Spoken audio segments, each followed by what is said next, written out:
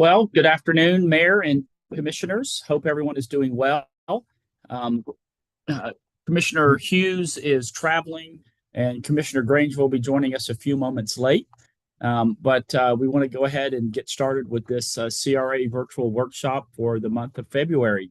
Some of y'all have heard us speak about the FRA, the Florida Redevelopment Association, and some of you have traveled to some of those conferences, and we've done some other educational sessions with them here in the Panhandle. We're privileged to be joined today by Elisa Burleson. She is the administrator of the Fort Walton Beach CRA. She is a redevelopment administrator, or she has the redevelopment administrator certification. And we're very, again, privileged to have her joining us with here today. She's led some of the training that we've gone to, some of our CRA staff over in Fort Walton Beach. Our topic today is going to be a presentation on the CPTED, which it sounds like SEPTED, but it's an acronym of CPTED, which is the Crime Prevention Through Environmental Design Practitioner, specifically to be focused inside of CRAs. And so without further ado, I will turn it over to Elisa. Thank you so much for driving over from Fort Walton this afternoon. It was my pleasure. It's an honor to be here with y'all, and I appreciate y'all giving me this opportunity to present CPTED to y'all. CPTED is easier to say than Crime Prevention Through Environmental Design. So we're going to use CPTED from here on out. But I do want to give you a little background. I have been in redevelopment for many years, and it was about 3 years ago that I was introduced to CPTED strategies, and I got all excited because here we are building things and not protecting them and not providing safe environments for what we're building. We're doing beautiful downtowns and upgrading facilities, but you've got to protect that investment, and that's why we need to make things safe. Unfortunately, it's more true it's been in years. So that's what I want to address with y'all on how I got my experience and my background in community development and married actually CPTED to community development, and have created a program that has been proven to be very beneficial in Fort Walton and is even being used in other cities. I've encouraged other cities and helped other departments. So that's what I'm going to go over with y'all today. And of course, this is very fortunately an informal meeting. So if y'all have any questions and I say something you don't understand, because fortunately, it's gotten very common sense to me. So it's not to y'all. So if there's something that you need me to expound on, please let me know. So you want to go ahead and go with the first slide? And,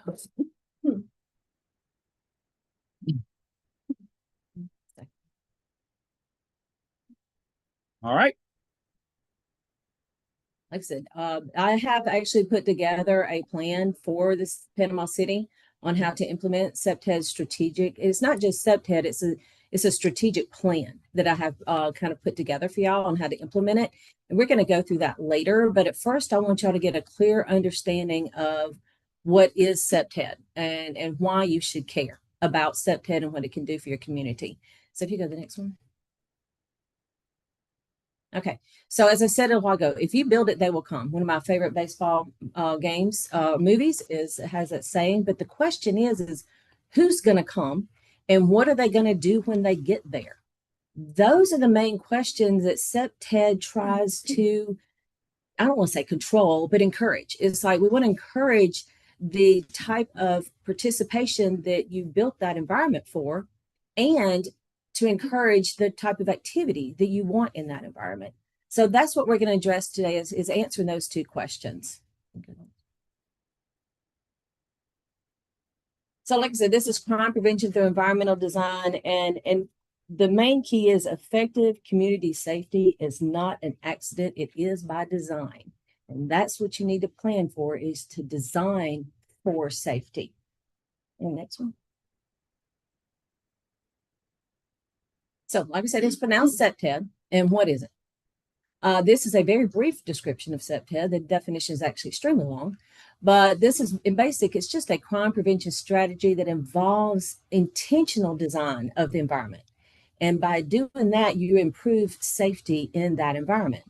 So why would you want to implement CPTED in your community? Well, CPTED determines how to strategize for public safety. You've got a phenomenal police department. From what I understand, they're well renowned, and this CPTED really supports their police department. I've even worked with a lot of police departments in training them on how to implement CPTED strategies within their community. So who benefits? Everybody. Municipalities, of course, you're going to benefit. Business owners, schools, visitors, everybody benefits from CPTED. And there's also a lot of specific training for how to implement CPTED in schools and in, like your churches and your nonprofit organizations and even medical facilities. So there's special training for all of these, but we're going to focus mainly on how to implement this within the municipality and how it can benefit everybody within your community. So CPTED actually focuses on 5 strategic ideas. And the first one is natural access control. And what that is that guides movement using physical elements of the environment, and it restricts unauthorized access. So that you want to naturally guide people into the area that you have built and control how they get there. Natural surveillance is maximizing the visibility through this design. The main thing is usually, and this has been proven, that usually if somebody thinks they're going to be seen while committing a crime, they won't do it. So that's the benefit behind natural surveillance, is if they feel they're being watched, then they're less likely to go to an area that's darker or that not many people are there. The other one is territorial reinforcement. So that says who owns this property and why is it here? It defines the boundaries between your public and private spaces. That's even on your house. You've got your house, your yard, the street, the sidewalk. Those are definite boundaries. It says, I own this, and if you're here, then you have to be doing as I would like for you to do. So even with those, and I do want to say these are all interlocking. If you don't implement all of these strategies, then you're missing out on the whole concept. And maintenance is one of the key things that a lot of people, when you build an area or you make a beautiful park or anything, if you don't maintain it, then that just says, well, we don't really care. And so the citizens say, well, then why should we care? Regular upkeep demonstrates active oversight. And I'm sure you can picture that if you're in a park somewhere in another city and you see lights busted out and blown out and nobody does anything about it, well, then that says the city doesn't care. So that's the purpose behind CPTED, is to provide a plan that enforces all of these and encourages maintenance. And in return, you also bring in social management, and that's activities that encourage the social things that encourage activities that you want in that area. So like if you've got a bench you put out in front of a restaurant for people to sit on, well, you want them sitting out there enjoying it, but that's not a place for a drunk to go pass out on and be seen, by everybody passing by. So you encourage the right type of social activities, and the more social activities you have in an area, the more positive reactions and activities you'll have, and the less negative activity you will have. So, and I do want to force this, that we focus a lot on criminal activity, but I also like to focus on negative activity, because not all undesirable activity is criminal. Negative activity can lead to criminal activity. So we need to address that also and see what's negative and take care of that. So even your social management, it's like, what kind of activity we want there? Can we build up activity? And when you implement these strategies, it actually makes the environment where it will attract the type of social activity you want. So that's kind of the basic foundation behind CPTED and why you want to implement it. We're going to go into that and talk about the benefits of CPTED.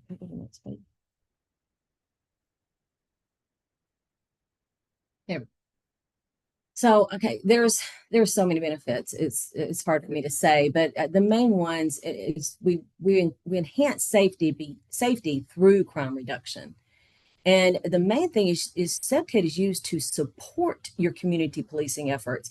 I have a close relationship with our community policing department, and they call me a lot. We rely on each other, and we have worked together to support them. And actually, our working together is a cost-effective approach to crime prevention. When I worked on a park that was full of negative activity, and we got it cleaned up and implemented CPTED strategies, well, the police didn't have to go there anymore. I mean, they got to go and their resources were used at the other areas that were actually needed. So the less you can have your police department running, ridiculous calls and, little things that can be taken care of, then that's the better. And that's a cost-effective approach to crime prevention. But also the benefit of CPTED is it increases property values. And I will actually be explaining an example that we've done that has made a major benefit on an area within Fort Walton Beach. And that's what CPTED does, is it, because of the implementations of these crime prevention programs, your property values are going to go up. People want to go and live there. They want to move there. They want to invest there. So, and then the community gets engaged and it makes them feel empowered. So they do more stuff. And they say, like I said, oh, the city now cares, so I can care. And I'm not wasting my energy because they're not going to care. And it becomes a holistic approach to community development. And studies have proven that it supports public health and encourages social cohesion and economic development. There are studies out there that prove this, which are all around is an improved quality of life for your community everywhere. So where are the opportunities to implement CPTED? Well, of course, the public sector. You've got your parks. You want to upgrade your parks, even if before you build a park, if you will implement the strategies before you build it. As you do things downtown to increase the beautification, you implement CPTED strategies there. Like I said, community policing support, big thing. A lot of them, I've, like I said, trained police officers, and now they know what to look for in areas that can encourage, well, okay, we see this area over here. That is actually an area that can encourage negative activity. Let's do something about it. I rely on them a lot for picking out these spaces. Also, with new development codes, you can implement ordinances in your land development codes and regulations that encourage or require CPTED strategies in new developments. As they come into your community, they have to, just like you have, land development codes and regulations, when you include CPTED in that, then they've got these codes that they can follow by, and they know when they develop an area that they have to do it on a safety standard that y'all have established. And I've also created development incentive grants for developers when they come in and help them with several aspects to develop properly and build properly the way we want them to. Now, in the private sector, I mean, like I said, to be honest, everybody benefits. Everybody can use CPTED. We've got small business owners that take advantage of these grants to get surveillance and lighting where they need it. Schools and places of worship, you can go in and do an analysis of those buildings and tell them where the vulnerable areas are and how to prevent somebody from coming into the school and the church and doing things that they shouldn't, which unfortunately is a lot we have to face these days. But there's many other things and they're listed there, but there's so much that you can do in the public and private sector with CPTED to encourage safety in your community. It all works together, but it really needs to start with the city and let the city set the standard and the city say, this is what we want in our community and we're willing to invest in it. And then the private sector will jump right in and say, how can we do it and what can we do to help? And that's where you can get a lot of that on that. So the next phase. So I really return on investment. I really kind of like looking at this. One of the main thing is to do a CPTED prevention program. First, you've got to identify the root causes. You've got to identify what is the problem, what's causing and encouraging this negative and criminal activity, and what are patterns, and look for the patterns. A lot of that's done in your research when working with your police department and finding out where the problem is. I call this, you've got to find out the cause of the bleeding. What caused the bleeding? The next is resource efficiency. This is where you stop the bleeding. You use your community resources and you pull them together for a cost benefit way of emphasizing prevention. And you go prevention over reaction. So if you can prevent criminal activity, then you're spending less money reacting to it. Your community is not afraid. Your citizens are encouraged to get out and do more. And if they're out doing more, then they're spending more money in the community and they're enjoying your community and your reputation goes up. So that's where I call it. Once we stop the bleeding, then you pull your resources together to be efficient. And of course, then communities start trusting you. The community says, city cares. Now we care. They start investing. They start fostering civic engagement, building up confidence in their leaders and saying, thank you for caring.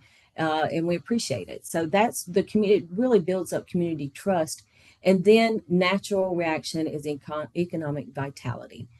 Property values go up, businesses invest, developers invest, people start looking at your community as a place to live because it's a safe community. And that's what families want. Where can I go to where I can raise my children in a safe environment and not worry about a lot of the issues? And by implementing CPTED strategies, that's what you're saying. We care, we want to provide a safe community for anybody who visits or lives in our community or invests. So let's skip that next slide, go back to it. All right.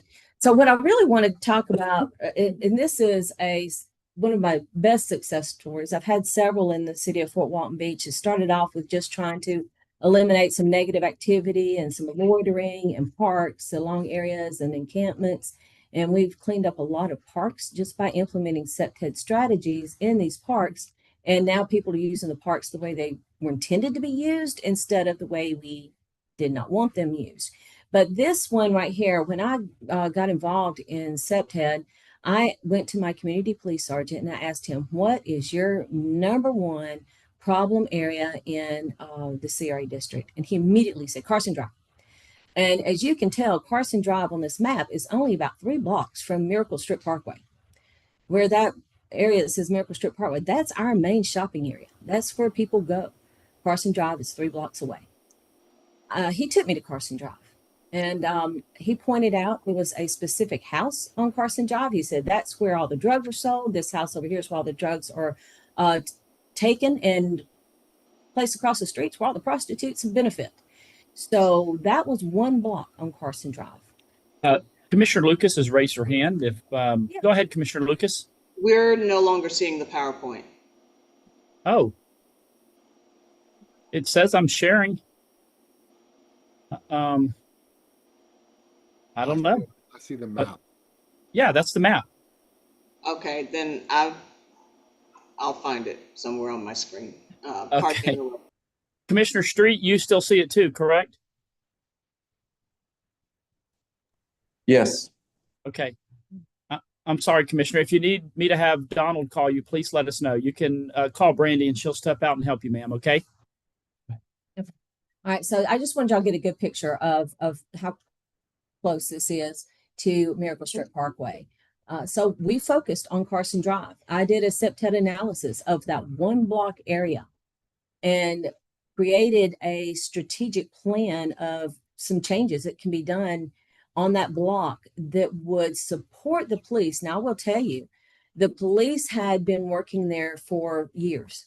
Now, I'm not patting myself on the back saying everything got better just because of me, but it was all came together.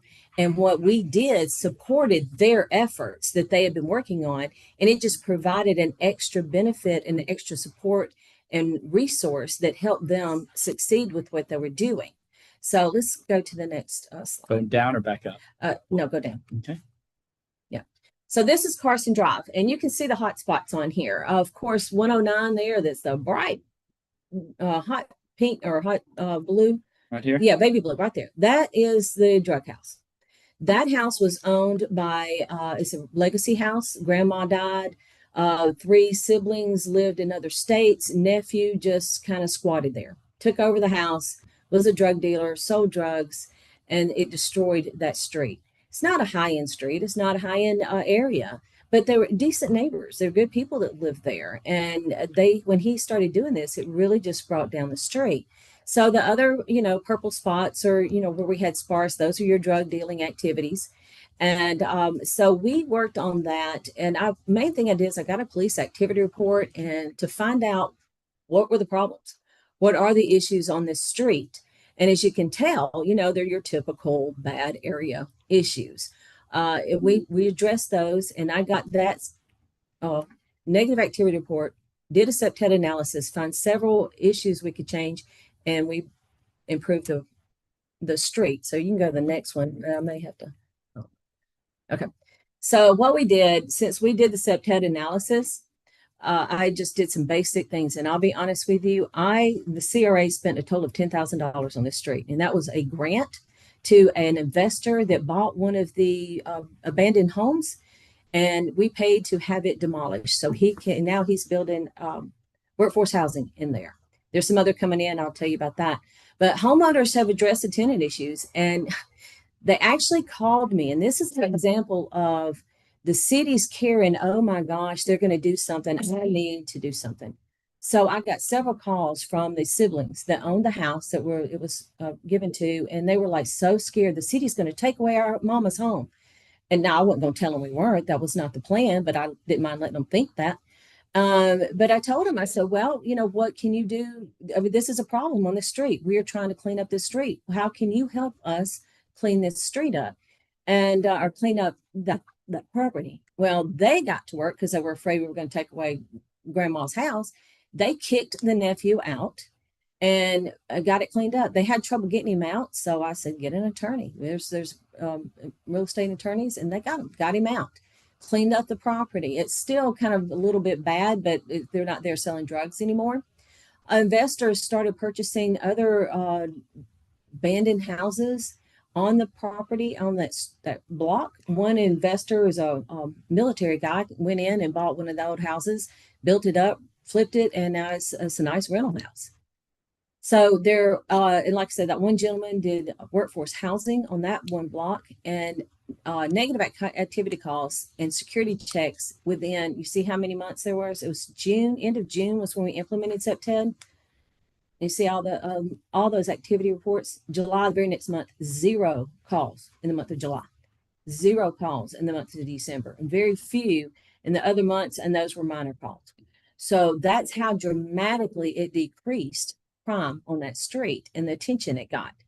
I will say that from this, how this is now, another dilapidated house that is adjacent, that actually runs perpendicular to Carson Drive, was it was like 5 apartments that were just in terrible shape, wooded windows, very, people were living there, but it didn't look like it.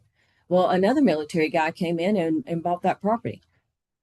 We have given him a nuisance abatement grant and actually paid to have that building completely demolished. And now he is going in and building 6 nice units, multifamily housing. Next to that is another house that was on the corner of Carson Drive. And that house was just horrible. It was a blight. It was trash. Code enforcement was all the time there. And another investor has bought that property. So within that one block, we are now going to have about 14 workforce housing nice units in an area that nobody would even go into. Nobody wanted not only live there, but they wouldn't even drive by there. So this is how SEPTED affected that one street and the neighboring streets regarding the area. So we're very proud of that. And we're using this as an example to implement all over the city and things we can do in the city. Now, I think you can go back up to the one we skipped. That one right there. That won't work. Okay. Now I can't find my copy. That's okay. So here, thank you. All right. So what I wanted to talk to you about is implementing a crime prevention strategic plan in your city. And this is it's an in-depth plan, and how it works is you develop and prioritize actionable items, actual incentives. We have to first evaluate the area and then prioritize what happens. And one of the things like I do is I I look at the research and work with the police department, and we establish CPTED zones. And when you establish CPTED zones, you then evaluate them and see what level, and you prioritize them, categorize them, see what level you would put them on, and then you prioritize them on how much attention needs and which one needs to be attended to first. And that's just because of money situation. If you want to do all of them at one time, you can. But you prioritize them, and also when you attack one CPTED zone, the word gets out. So that will be the objectives. One of those, so we identify the vulnerabilities and the opportunities in that area. So it's not just vulnerabilities, but opportunities. Where are areas for growth and what you can put in there? Then you measure outcomes and performance indicators. What can we do? And we want to measure them. It's like with that chart. I was able to measure, what happened, how it happened, and where those stats are still down. So we keep watching it. We don't just go in and do something. We watch it and we keep preventing it, working on it. And then that supports sustainable crime prevention efforts. Our police department absolutely loves what we're doing with CPTED because it is freeing up their resources to actually do what they want to do and what actually makes a big difference. So if they don't have to worry about these little things, we take care of it. Then it helps them to handle the big, unfortunate stuff that's going to come up anyway. So with this, when we do a CPTED analysis, there's 5 phases on a CPTED analysis. The first phase is where we just do project management. That's where we just establish the governance, the roles, how to communicate, establish CPTED zones, and then we develop and implement a schedule and work plan. That gets the basic foundation established to implement a CPTED strategy. Then on phase 2, you've got the data review and priority setting. So that's where we interview. You've got to meet the community. One of the things I did when I was doing Carson Drive, police told me what was needed there, but I got the community. I did a community engagement meeting, and they came out and they told me what they saw that the police didn't know.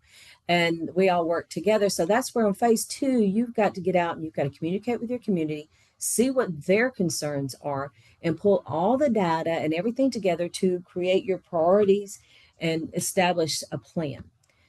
Phase 3 is the biggest part. That's where we implement the plan. That's where you develop the CPTED strategies. That's where you go in and we do CPTED site analysis in the areas of concern. We create a plan. Each area is going to be different. That's why you address it, because like in one area, your problem may be loitering and hanging out in encampments, whereas another area may be, unruly activity, alcohol, drugs. So you address each area differently, and you have to do that. You have to get a clear understanding of what the issues are. You create a plan for each area to implement and how to take care of that area and improve the area. So we'll do site analysis and reporting, and then we'll implement a CPTED structure to, this is the multidisciplinary task force. We'll pull together a task force and to put, because one of the things we did is it wasn't just me. I created a task force of members of each department within the city, and they all worked together to implement the plan and to strategize. And one of the biggest things we did wasn't just the police department, but it was our code enforcement officers. They felt empowered to actually go out and enforce the codes that they had been wanting to do, but nobody cared about that area. So why bother? They'll go to an area where people actually care and they'll actually clean up.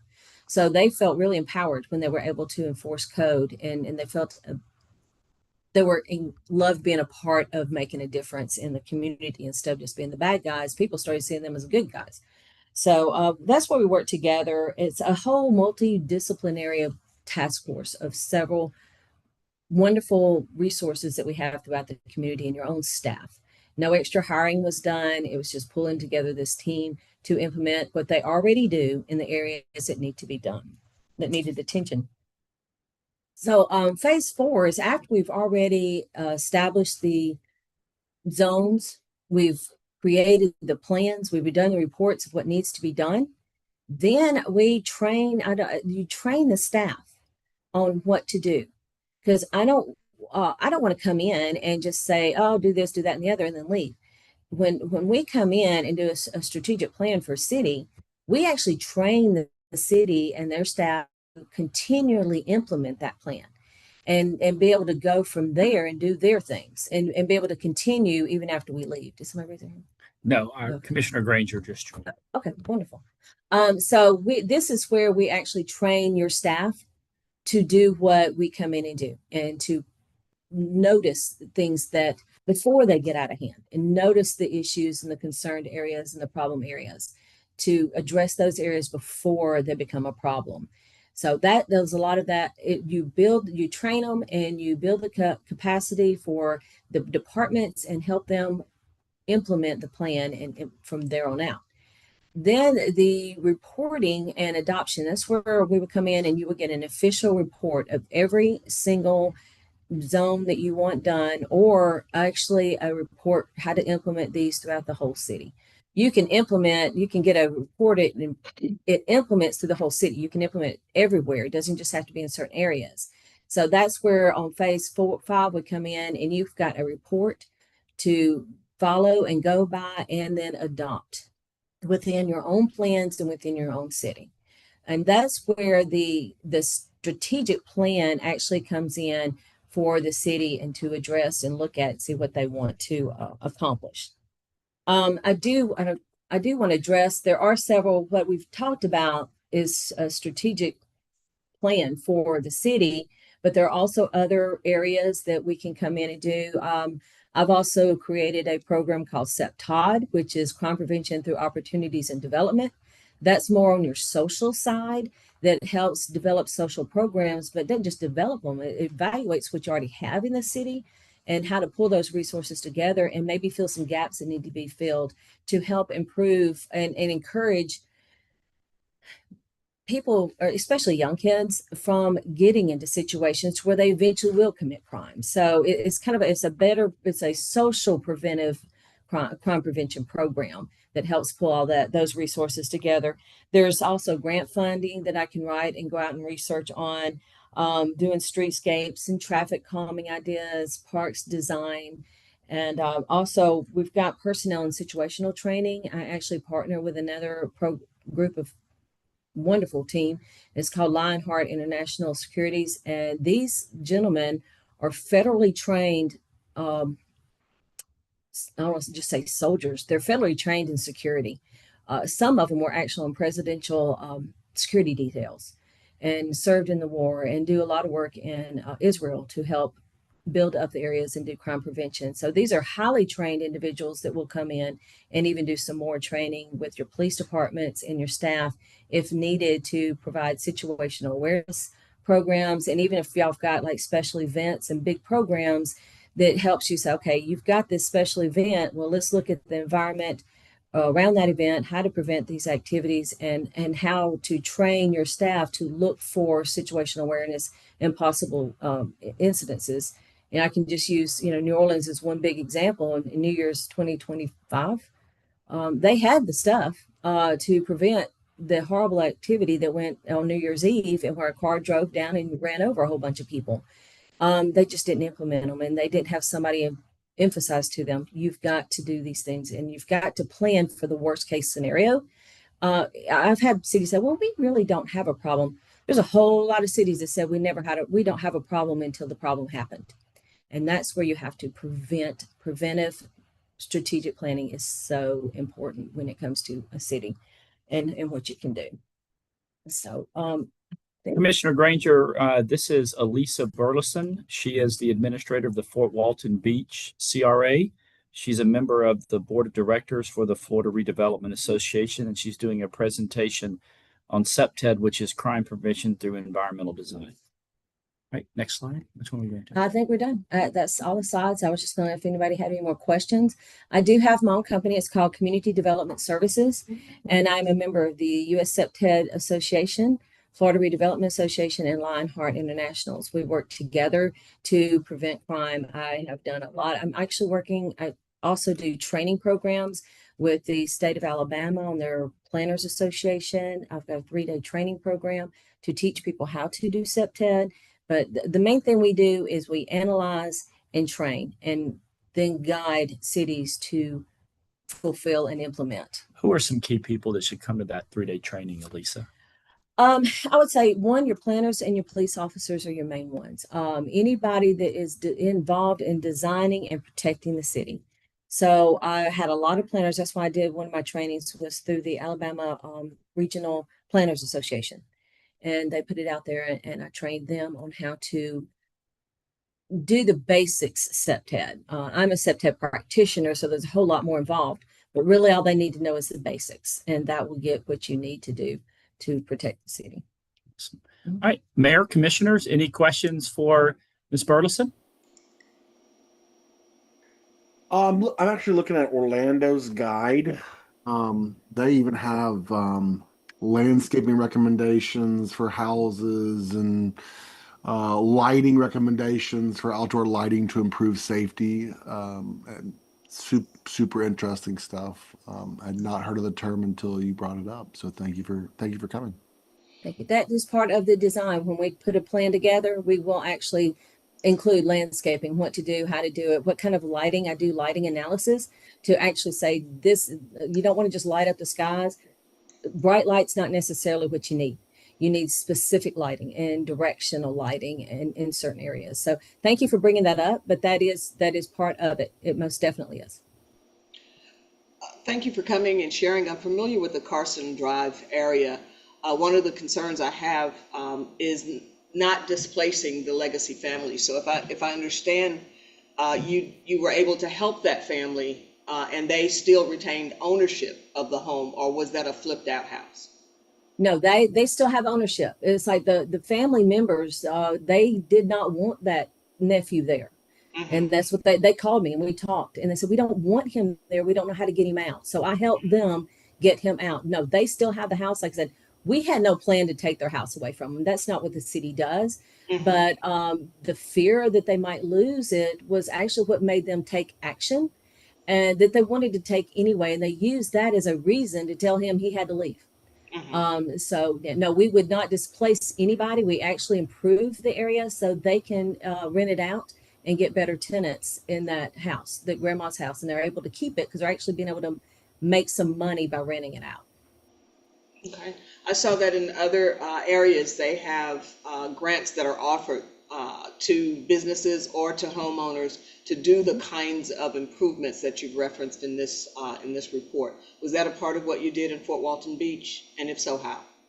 Yes, ma'am. I actually wrote some grants or created some grants that we put in the CRA budget to encourage their implementing these programs. And there's several that I have, and the purpose of it, we've got some more that we're implementing that have gotten even bigger.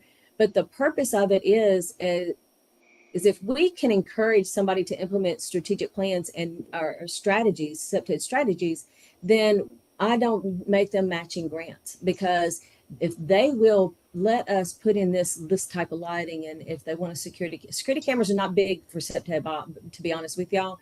We want to implement an area to where it's safer, where you don't have to put in security cameras, because security cameras can be extremely expensive. But we do have a program where if they do want a security camera in that area, then this grant will pay for that camera and a light, in the correct light to protect. For an example, we've got one business owner downtown, and every time she went into work that morning, there was somebody drunk asleep on her back porch, and she went in the back door because it was dark back there. So she was wanting to get a security camera and a light. She said, I can't afford that. And I said, you don't have to, I'll get it. So that's what we do. And with the nuisance abatement program, I've actually grown that and increased that. If I can demolish an abandoned house free of charge for the developer, then they can put something in there that will be much nicer. Like I said, the workforce housing is very beneficial, and we've been wanting workforce housing downtown and in our area, but it's expensive to demolish. So that's what we're going, and we'll demolish it for you. So I did create grants through the CRA to pay for these expenses to encourage the improvements. And one last question or comment, an area that in Ward 2 that we're about to begin is Joe Moody Harris Park. Some nice park, walking trail. We want to rebuild the boardwalk, but in years past, that boardwalk was also a place for you know, undesired activities. And so Yes. as I hear you talk about SEPTED, to build those strategies into the remake of the park would be a good thing to do, you know, particularly when we engage the community who live around the park as part of the project. You're correct. There's one park that, and it's so ironic, is in our downtown area. It's actually right next to our police department, and it's had some of the worst activity, and they're right next to the police department. So we've actually gone in and we're working on improving that park. And I went and met. I love it when you go over there, and I met with a bunch of guys. They were sitting outside in their chairs and playing games in the park, and that's what they wanted to do. But they said as soon as it gets dark, we're gone. And so we have implemented a lot of things in that park, and we've got even more coming. And they already have seen an improvement, and they're very excited about it. And the whole community is showing appreciation to the city for paying attention to their park. And so, what can we do? There's another one that's right across from City Hall that was on the water, and nobody used it because it was used by, you know, negative activity, people that were trashing it. We went and cleaned it up. Absolutely cleaned up. Police don't even have to go there anymore. So addressing your parks is one of the best things you can do in a city to start the improvements, because that's where the community wants to go, and they want to be able to enjoy their parks. They want to feel safe there, and they want their kids to feel safe there. So you're correct. Smart thing to do. Any other questions for Ms. Burleson? Commissioner Street, I know you got a question, sir. It was such a great presentation. You Thank you. answered all those questions. I at the end. appreciate it. Yeah. Well, you can call me if you have any Yeah. more. If some come up, I'm available to call. So it's not a problem. Commissioner Granger, anything, sir?